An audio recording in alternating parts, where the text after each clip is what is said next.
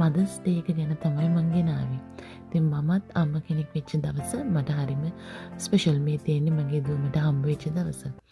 ඉතින් අපි හිතුවා මදර්ස් ඩේ එක දවසේ ලොකුවට දෙයක් කරන්න නැතුව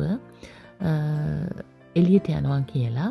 ඉතින් අපි තුන්දෙනාම කැමති තැනක් තියෙනවා. ඩෙසර්ට් බයි නයිට්. ඉතින් අපි තුන්දෙනා ඒකට ගියා.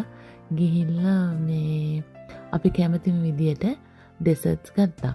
ඉතින් ඒකේ එක විදිහේ දේවල් තියෙන එක රටවල් වලින් හදන කෑම ඩෙසර්ට්ස් ಜಾති. ඉතින් අපි ආසයි ඒවා try කරන්න.